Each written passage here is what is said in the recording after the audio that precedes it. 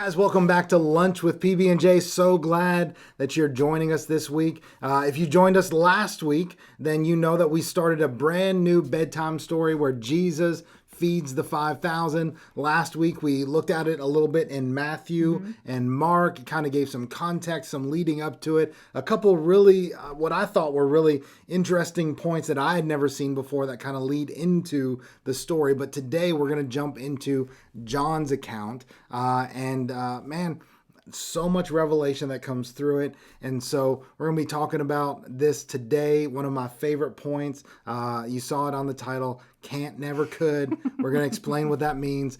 Welcome to Lunch with PB&J.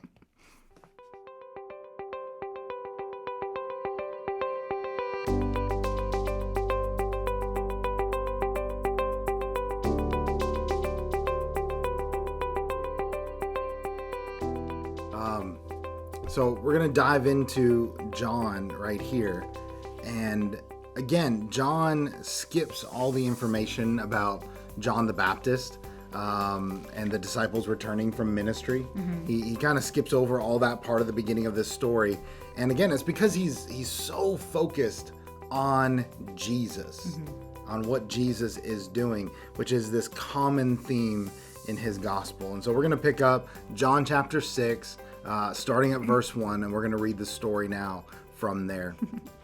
It says, after this, Jesus crossed over to the far side of the Sea of Galilee, also known as the Sea of Tiberias.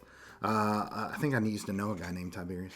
A huge crowd kept following him wherever he went because they saw his miraculous signs as he healed the sick. Then Jesus climbed a hill and sat down with his disciples around him.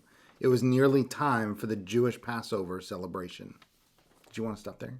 Or want me to keep going? You can finish that out. All right. Jesus soon saw a huge crowd of people coming to look for him. Turning to Philip, he asked, "Where can we buy bread to feed all these people?" He was testing Philip, for he already knew what he was going to do.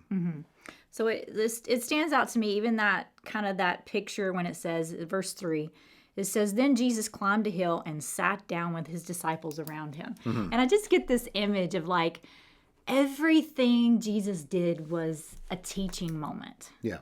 You know, for his disciples. Everything. That's what he was doing. Yeah, and I don't know, I get this picture of here. They're traveling together. They go and they sit up on a hill, and he calls them to himself, and you just get this teaching kind of mentality. And even as it goes, he says, turning to Philip, he asked him, where can we buy bread and feed all these people?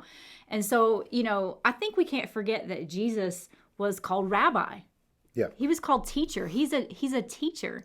And every teacher has their own method of how they teach, how they test, And so, like, I identify with that because I'm a teacher, right? So everything in my life, is a teaching moment for my kids. And so when I see something going on, it just like light bulb. A lot of times it's not just education with school books, but it's like life stuff, you know? Yeah. And so I just go into this teaching mode. But I feel like that's what we're seeing here with Jesus of, yes, we're about to see a miracle and it's going to be awesome and it's going to be talked about, like we're talking about it now for years to come. But it's this thing where it was a teaching moment for these 12 guys and what God wanted to show them in this. And that's why I think we were pulled to reading it out of John, because you see that teaching thing that God's about to do. Well, it is because it's John's gospel is the only one that says it this way. Is he turned to Philip and asked him, "Where can we buy bread to feed all these people?" And the next verse says he was testing Philip, for he already knew. So it's the only account that says that Jesus asked this question as a test. Yeah. Now, the significance of him asking Philip. So you might have thought, man, how'd Philip get thrown under the bus, right? The reason for that is because, and again, John gives this description as to where they are when this happens, okay? Right. So if you read the first couple verses there, he gives this description about where they are. Some of the other Gospels as well. In Luke, I'm looking at it here, it says, then he slipped quietly away with them toward the town of Bethsaida. So That's all significant information because if you go back to the beginning of the Gospel of John, back to, I believe, chapter 2 of the Gospel of John, it's where Jesus starts calling the first disciples, or the first disciples start to follow him. Yeah. Well, one of the first disciples to follow Jesus was Philip, Yeah. who was from, you read this in John chapter 2, a town called Bethsaida. All right. So here we are now. We go forward a few chapters. Here they are sitting on this hill. There's this crowd of people, and he turns to Philip, the disciple that would know that area better than anybody else. Right. Philip would know where the best restaurants were. He might as well said, "Hey, Philip, you're from here." Philip, you're from these parts here, aren't you? You hail from this region. Like, what's around here? Where's a good place Who to has get some the best barbecue? Where's the yeah. Where can I get a good steak around here? All right, because they're Jewish, they don't eat barbecue, Joy. Oh, sorry. So, My bad. not the pork barbecue. Anyway, not the good pulled pork that you get when Look, you're you got distracted from really North Carolina. fast. It's almost supper time when we're recording this. All right, it's not actually lunch. It's more like dinner with PB&J today. So it's just kind of interesting because he is the guy to ask. Right. Like, hey, where's the nearest grocery store? Where's the nearest market? Philip was the guy that would know there was no possible way Right. that they could feed all of these people. And so that's the test. Yeah. The test is, okay, I'm going to do something. Says he already knew what he was going to do. Jesus already knew Right. he was going to feed the crowd. And so he asked the guy that knows the area better than anyone. Because if he'd asked anybody else, they could have said, "Oh man, let me go find out. Maybe somebody in the crowd knows." All right. But he asked the guy because he's just he doesn't want to waste a lot of time here. It's been a long day. People are hungry at this point. Well, let's move this thing along. So he asked Philip, and Philip's response. Look at Philip's response, verse 7. Philip replied, "Even if we worked for months, we wouldn't have enough money to feed them." Yeah. Talk about long-term hopelessness. All right. He's like, he doesn't just go, yeah, there's nowhere to buy anything. He's like, listen, even if there was. He's done the math. He's like, even if there was some place to go and get all this food, which one of the commentaries I was reading said they were about 9 miles from Bethsaida. Okay. All right. So from the nearest like good sized town, they're about 9 miles away from Philip's area there. But Philip's response is immediately where a lot of us go when Jesus asks us questions about, hey, do you think you could do, hey, this is what I want you to do. This is what I want to do. And we oftentimes have the same response that Philip has. I don't have the resources. Well, not only is it a no, it's a, we couldn't, what does he say? If we worked for months, we still couldn't. There's no way. People. Yeah. Jesus, there's no way we can do this. Yeah. There's no way that we can do this. And that is Philip's response. Our response, too, is often the same. Is that when it comes to, really getting directions from God, whether that's about our purpose. And this is the thing. We always pray about purpose. We always talk about, God, I just want to know what my purpose is. God, give me direction for my life. God, give me guidance for my life. What do you want me to do? And then God tells us, and we're like, oh, but God, I can't do that. I can't do that. I don't have the resources for that. God, I don't have the talent for that. God, that's not my personality. God, I don't have the support of my family to go and do something like that. I don't have the time. Oh, Ain't nobody got time for that. I just saw that clip again the other day. It's an old news, that went around forever in Tennessee. Anyway, ain't no one got time for that, Jesus. I don't have time for that. That's a big one, right? I just don't have time. And I think that's going to be a hard thing. I wrote this down. I think that's going to be a hard thing when we stand before Jesus one day and he's like, hey, remember that time? Because I remember that time. And we're going to be like, and he's going to say, remember I asked you to do this thing and your response was, I don't have time. Yeah. I will do it. I just don't have time right now. Yeah. I don't have the resources right now. Yeah. And I talked about this at our church on Sunday, talking about divine moments. Of just these times. If God leads you to a place for a reason, he's going to give you all that you need. Yeah. But Jesus wanted to see the response of Philip. It was a test. He already knew what he was going to do. And Philip's response is, we just don't have it. Right. We can't do it. We can't do it. I think like it stood out to me again what he's saying there of, he's coming up with this excuse. And I wrote down, have you ever told God, I don't have what it takes? And I start replaying in my head, because in here it says, even if we worked for months, we couldn't have enough money to feed them. If you go to the other Gospels, it says, but we only have 5 loaves and 5 loaves of bread and 2 fish. So it's this thing of, I don't have what it takes. I don't have enough. And so I start replaying in my head just like all the people in the Bible who have just basically come to God and said that they don't have what it takes. You think about, like I thought about Moses. Moses says, I can't speak right, I stutter. You have Jeremiah, I'm too young to be a prophet. You have Gideon, I'm the weakest, I'm the least in my family. I can't be a warrior. You have Sarah, I'm too old, And I think about my own life, how many times I've told God, I don't have what it takes, right? I don't have enough. But as you're looking at that, the answer to that is God already knows what we have. Yeah. He's God. He's Jesus. He already knows what we have and what we don't have. And so I think the bigger question is, or what he's asking us is, do we have faith? Yeah. That's what he's looking for. So like he already knows our limitation. And he already knew their limitation here. But as we keep going, it's this neat part where Andrew, Simon Peter's brother, spoke up and he says, there's a young boy here with 5 barley loaves and 2 fish. But what good is that to this huge crowd? And I read his response and I'm like, well, he's a little better than Philip. Oh, right? no, I thought so. Yeah. But at the same time, he's still going, but what good is it? But I kind of identify with Andrew of just saying, I don't have much, God, but here it is. Yeah. There's a song I'm listening to right now. And it's just, I'll get stuck on a song because it just kind of is where I'm at in life. And it just speaks to me so much. But the name of it is I Don't Have Much. And it's by Mission House. Yeah. But it's just so simple. And it's basically saying, I don't have much. But what I give you, but I have a heart to give to you. And so I feel like that's kind of Andrew's response here is, here's the little boy's lunch, but I don't know what good it is to you. Yeah. But I think the amazing part is that's still an act of faith. Right. To say, I don't have much, but here it is. But I guess that's where we can continue reading right there. Yeah.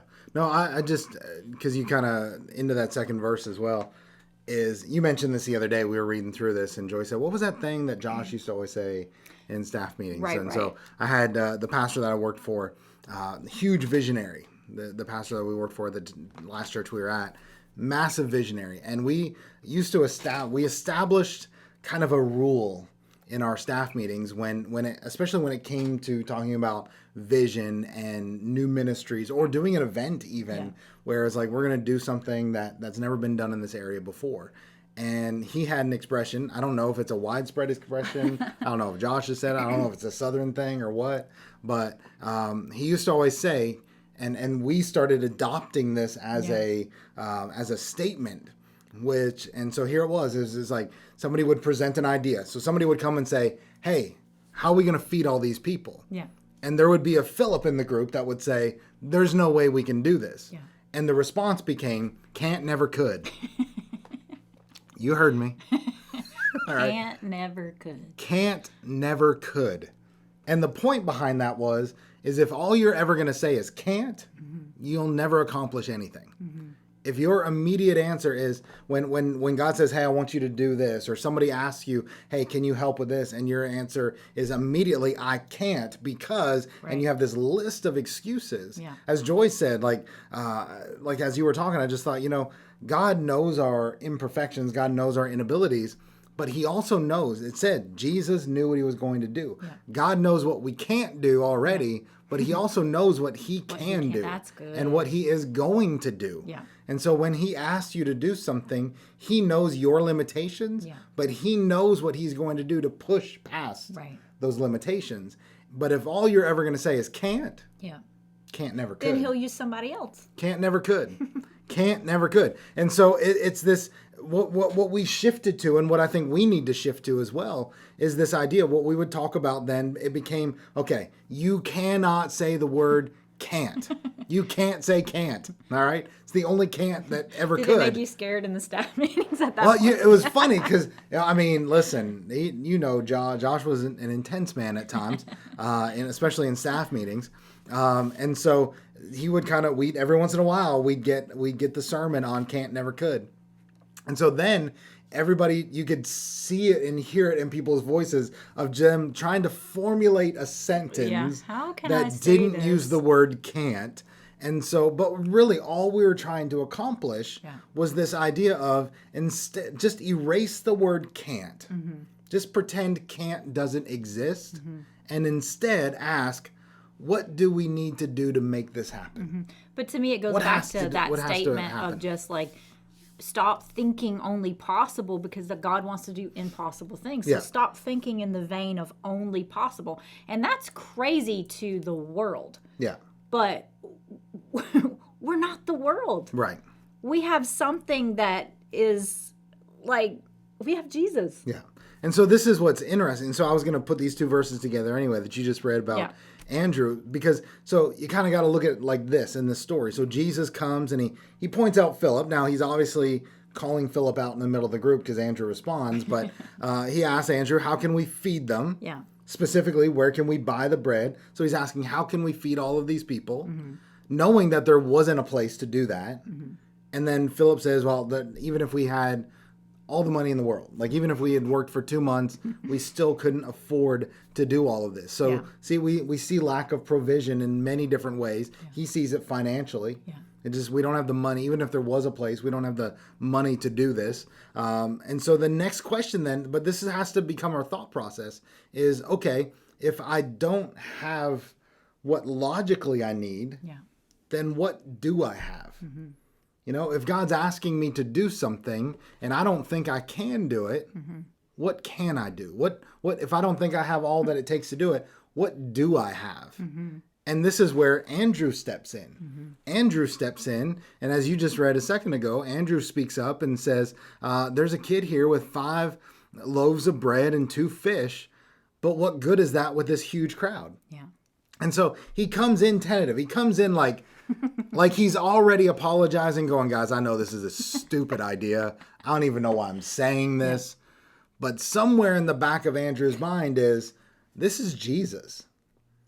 I just even think the faith, though, to present, because again, No, just the way you absolutely. worded that, of just, it's almost like, if you're looking at it through the natural, it's a stupid thing to bring up. Yeah. But when you're looking at it with a mustard seed of faith, you know, it's like, here's this, you know, and that tentative. So, yeah, I don't know. I still see the faith in it. It's absolutely a faith thing, because one, this is where sometimes we lack faith, is we're afraid that if we step forward, we're going to get ridiculed. Could you imagine Andrew, who is a guy, listen, Andrew's not one of the leaders in the group. You don't hear much about Andrew, right? You hear this. And Andrew, so if you can imagine Andrew stepping through the crowd of disciples as they're having this little huddle and just going, oh man, this could get, like, you just play out the scenario in his head of like, I'm going to look like an idiot. I'm going to look like an idiot. This is stupid. This is dumb. I shouldn't do this. But faith says, I'm going to bring what I can find. What do I have? Right? And this is what Jesus asks, is what do you have? All right? And so don't say can't. Just listen, what Andrew brings, let's just be honest, it's not a great solution, but it's something. It's something. It's not saying can't. Because Joy... Can't, never could. Can't, never could. That's got to be Southern. Before we keep going, too, like as you're talking, I'm thinking about something, too, that, you know, you mentioned in your sermon Sunday, of just the idea of callbacks are where, you know, maybe you can explain it better, which is like something that you're just calling back to something that's already been said. Yes. And but when you do a callback, it makes whatever's happening just a deeper, more meaningful. Yeah. So for me, I'm thinking of a callback that should have happened for them, and maybe that was what was happening for Andrew at this point. But if you go to John chapter 2, I think 2, I don't have it on my notes here, but it's the wedding in Canaan. And so it basically says, we know the story of the wedding at Canaan. It was Jesus's first recorded miracle, and it's Jesus turning the water into wine.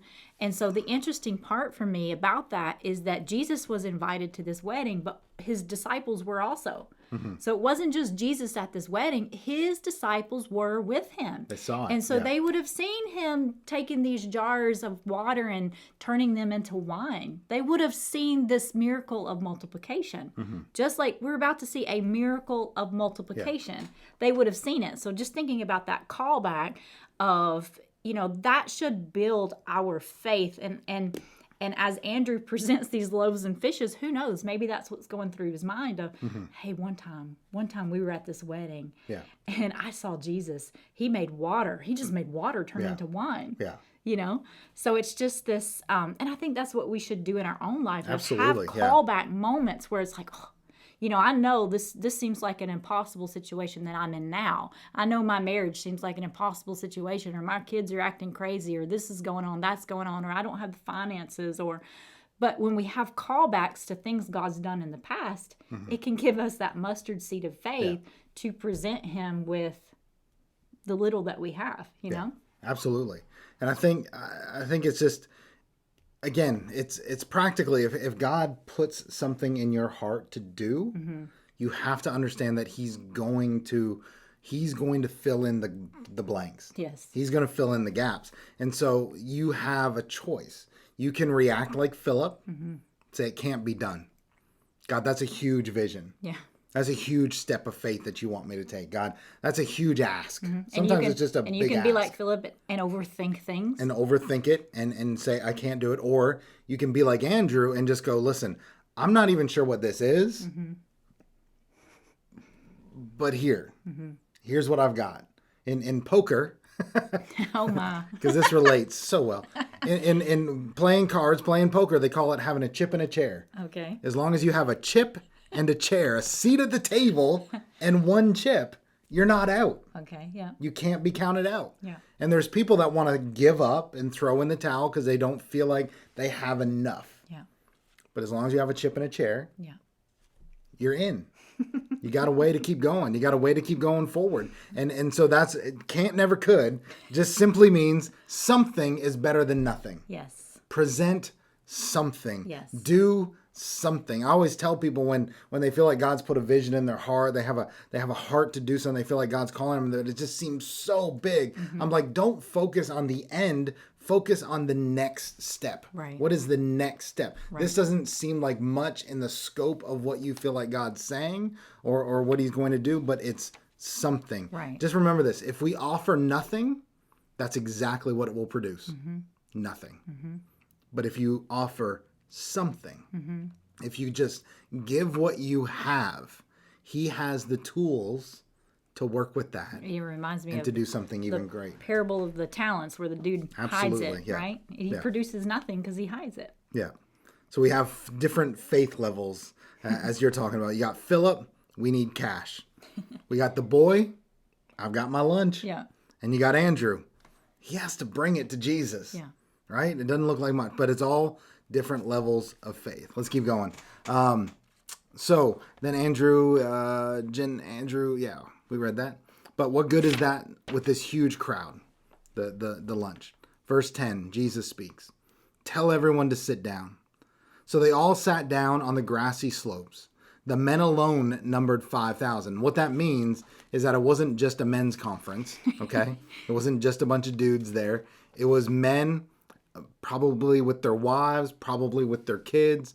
So you're looking at a number, just somewhere between probably 10 to 15,000 is a safe estimate of people that were there. Because if just some of the guys were married, that almost doubles it. Yeah. If some of them were married and had one or two kids, right, that just keeps escalating the number. So most experts say there's probably actually between 10 to 15,000 people that are there listening to Jesus teach, and he's doing meal. Now you start to see, y'all were knocking Jesus in the beginning, weren't you? Just going, man, Jesus is just long-winded teaching all this stuff. There was 10 to 15,000 people he was praying with. Right. All right. So anyway, then Jesus took the loaves, gave thanks to God, and distributed them to the people. Afterward, he did the same with the fish, and they all ate as much as they wanted. So I put this down. Verse 10, it says that Jesus said, tell everyone to sit down. I read that, and again, just kind of a new look at that, of just this idea that when you're truly walking in faith, there is a level of expectation that you live with. Yeah. You said it a little while ago, or at this point, it was probably the last episode, that the people could have left. Anytime they wanted to, they could have left. They could have just walked away. If they're getting hungry, they could have gone into town themselves. They could have left for home. They could have went back to wherever they came from to get something to eat. They chose to stay. And now Jesus says, hey, everybody take a seat. Something's going to happen. Yeah. And there's an expectation that's there when people sit down. Right. Right? There's an expectation. I mean, I see it in church of at the end of a service. You know, we'll get done the worship. I'll get up to close the service. Some people sit. Some people stay standing because it's like, I'm not expecting you to say anything real important here. So I'm just going to stay on my feet so I can walk out the door as fast as possible. Other people sit down because it's like, you're going to say something that I want to hear. It's an expectation. And so with Jesus here, you see in the crowd, there's an expectation. The disciples had to tell the crowd. This is 10 to 15,000 people, right? They had to go around, and it gets organized. Yeah. Because it says, I don't think it says it in this gospel, right? It doesn't say it here, but if you read it in the other gospels, Right. it says they sat down in groups of 50s Or 100. and hundreds. Yeah. And so this is an organized little sit down that Yeah. they're about to have here. And but there's an expectation. Right.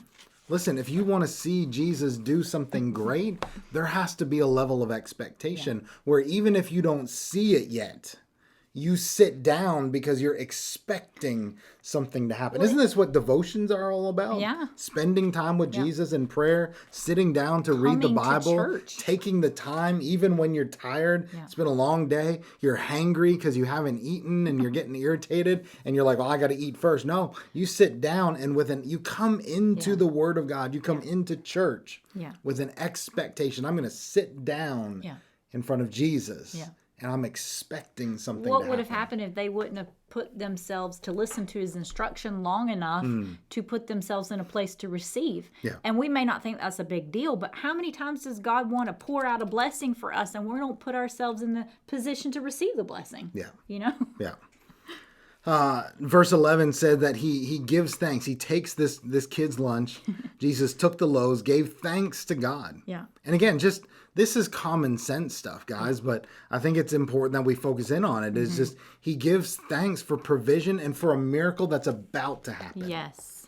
And I think sometimes when we pray, we need to understand that that's sometimes how we need to pray as well. Yes. Is to give thanks for what we have.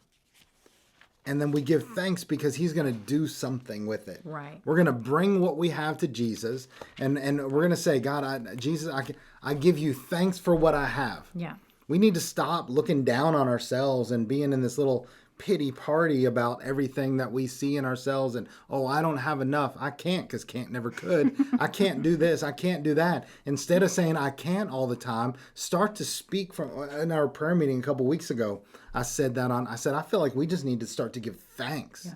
Come to Jesus from a perspective of thanks of, I thank you for what I have. I thank you for what you're doing. I thank you for what you've done. And I thank you for what you're going to do in expectation of what's going to come. Right. I don't know which gospel I'm sitting here looking for, which gospel it's in. It's either Matthew or Mark, the way it's worded for what I'm looking for. But it's this idea of when Jesus blesses this bread and fish, and then Jesus touches it, breaks it apart into pieces, and he distributes it. And so it gives me this just visual of like, this is why we cannot do things on our own. We need God's blessing. He's the one that the miracle flows through. He's the miracle. He's the one where the miracle comes through him. It doesn't come through us. And yes, you see where, the disciples did miracles. But why did they do miracles? Because Jesus gave them the authority to do miracles, to do these things in his name. But just in understanding in this story and seeing it, I'm just getting that visual of Jesus breaking the bread and blessing it. And he's the one distributing it to, he's handing it to the disciples and they're distributing it to the people. And I just think that's that has to be where we stay with our relationship with God. We've got to stop operating in what we think we can do, because it's not in our power, it's not in our ability. It's through Jesus that these things are going to happen, right? That's good. Yeah.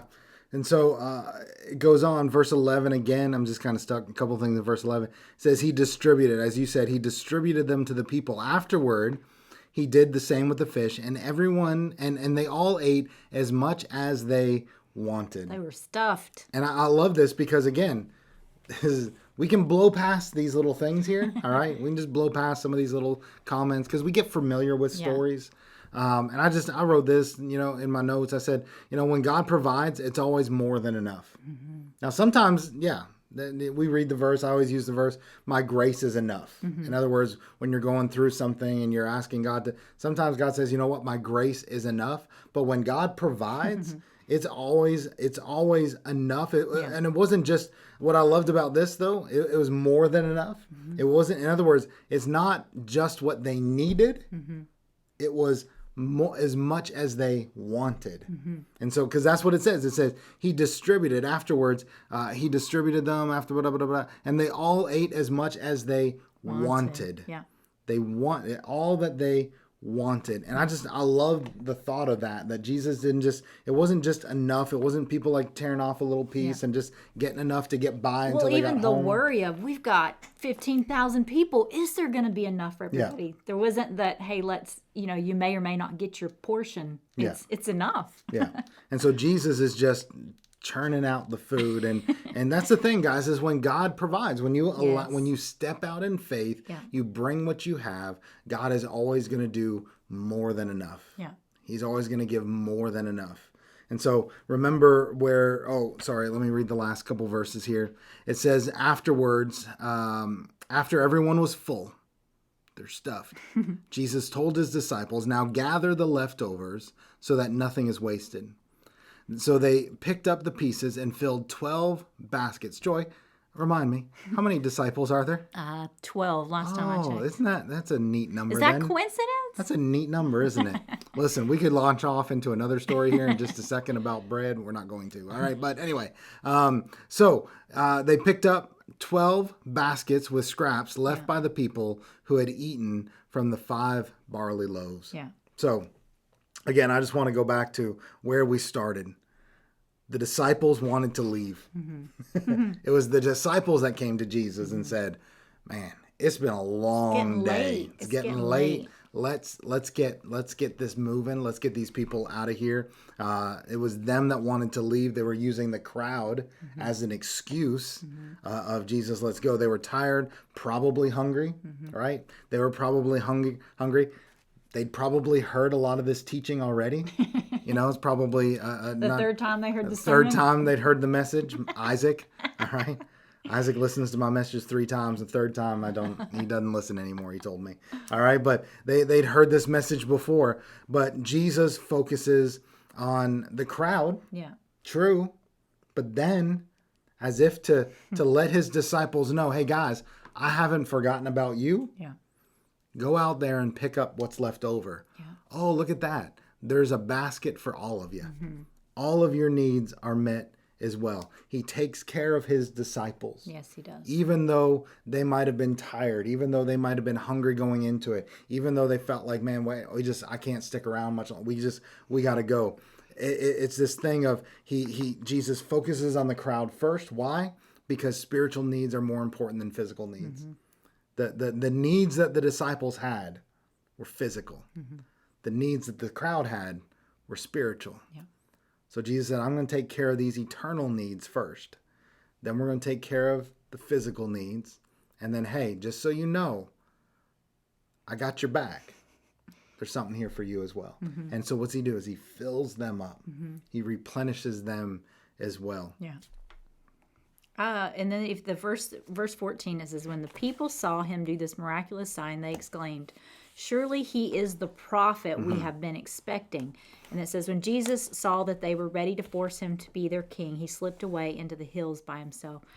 So it's this thing in verse 14, when the people saw him, when they saw Jesus do this miraculous sign, they exclaimed, surely he's the prophet we've been expecting. So I kind of go full circle into why does he do I thought that miracles, too, you know? yeah. And it's like that shows right there that here he does a miracle, and the reason he's doing it is getting a result. It's these people recognizing maybe the first time 5,000, 10,000, 15,000 people possibly here, recognizing Jesus as the prophet that Moses talked about was coming, the Messiah that was coming. So like that's powerful when you understand this is not just about lunch. This is about something so much deeper than that. And to me, that's powerful. It's powerful. Yeah, it all comes Yeah. back around full circle. I wrote down some little conclusion points. I don't know if you have anything. Yeah, Or, I had but, just one, But as we finish, I wrote down 5. I don't know if there's 5 in there or not, but and I'm not going to talk about them, so don't. There's like, oh man, it's getting late.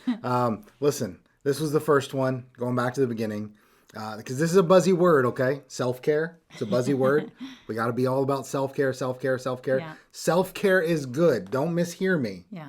I need some self-care. I'm not good about self-care. I work myself till I'm like, can't think straight. But self-care is good, but compassion for the lost is better. Yeah. Self-care is good, but compassion for the lost is better. Mm-hmm. We need to be focused on eternity before we focus on the temporary. Yeah. And we need to be, and so in order to do that, we have to constantly be filling ourselves up spiritually so that we are operating out of the overflow so that at any given moment, we're ready to react and we're ready to move. Yeah. I think that's an important point. The other point is compassion is about the spiritual first and the practical second. We need to meet the needs of people spiritually. If it's all about the practical is good. Again, the Bible says we need to look after the widows, the orphans. Like these are the people that we're supposed to minister to and take care of. Listen, every social agency that is out there in the world today, if you read the book of Acts, it started in the church. We were the cutting edge. And yes, I admit, like the church has lost its way in a lot of those areas. But we can never lose sight of the fact that we are not a social service. We are a spiritual service. Right. And so it is spiritual first, practical second. Right. That's the mission that God has called us and put on our hearts. Is if we put the priority of the spiritual first, then we're going to also meet the physical. Yeah. You know? Absolutely. And that's it. Like one opens the door to the other. Yes. The third thing, can't, never, could. I know already that's going to be the title of this one. Can't, never, could. Listen, be solution oriented. Yes. All right. Can't, never, could. Be solution oriented, which brings me to number 4. Bring what you have, even if it's just a little bit, and let it be blessed. A little blessed will go further than nothing. Yes. All right. And then the last point that I had is just take care of others, and Jesus will take care of you. Right. That's good. All right. And for me, and just wrapping it up and looking and saying in that reflection, or what does this mean for me? Just for Philip and that whole, he did this to test Philip. If we're looking at the individual lesson here, and he did this to test Philip. I just want to remember that this idea of testing is not a negative thing. A lot of times, like I used to go into testing in a negative light of, oh no, a test, you know? And so I don't think it doesn't need to be that way, you know? And this week I read a scripture verse. It's Psalms 26:2, and it's David. And David was in this place with God where he welcomed testing. And that just amazes me. He says, test me, Lord, and try me. Examine my heart and my mind. Because what happens is when God tests us and when we allow testing to happen in our life, it just reveals truth of what's going on. So, you know, it might have been a little bit hard for Philip once this all played out. And he looked back and said, man, I didn't really respond the way I should have. But you don't have to stay in that negative place. You just receive the truth, what's in your heart, and you move on and you learn from those things. Yeah. And so to me, like it makes you stronger in the future for things you're going to face when we get tested, because again, testing really just shows what's in our heart, what we've learned, and what we need to relearn, right? So that stands out to me of just let God test you. Let him test you. And then the response of Andrew of, I don't have much, but here's this boy's lunch. And so it's just this thing of just staying in that place of God. I don't think you need to be, I don't know, everybody's different, but I don't walk around all the time thinking I've got it all together. I have a lot to offer. I don't feel that way a lot. Yeah. But I think more importantly, it's in this place of God, what I do have, I give to you wholeheartedly. Yeah. I give to you. So I just, in reflecting on this, this miracle, it's just that to me, I look at it in that individual way. And so just kind of saying, God, what I have, I give to you, and bless it and use it, because look at what he can do with That's the what little. he'll do. Amen. That's good. What's the name of that song again? I don't have much. I don't have much. And what is it? Mission House? Mission House? Yeah. Mission House. Check it It's out. good. We'll put it in the show notes underneath. You can check it out in the description below this video or wherever you're listening to podcasts. Again, guys, thank you so much for listening. We hope that you have been blessed by this. Let us know when you read this story. Let us know what pops out to you and what you've heard. Maybe if you've heard something new. What was your favorite account? Go read it in all the Gospels and yeah, what which one do you like the best? All right. And with that said, guys, come on back next week. We're gonna pick up a new bedtime story. We decide we're gonna go back and forth between Old Testament, New Testament. So we'll go back into the Old Testament next week and look at another bedtime story. So thanks for watching. Thanks for listening. Be sure to share this with somebody, guys. We want as many people as possible to hear this, not because we want to be famous, but because we want to make Jesus famous. Right. So help us do that. Share the link to this video, share the link to the podcast, tell somebody about it. If you have any questions or a topic that you'd like for us to talk about, you can email us, direct message us, or email us lunchwithpb&j@gmail.com. Leave a comment, and I think that's it. Bye, guys. Have a great day. We'll see you next week on Lunch with PB&J.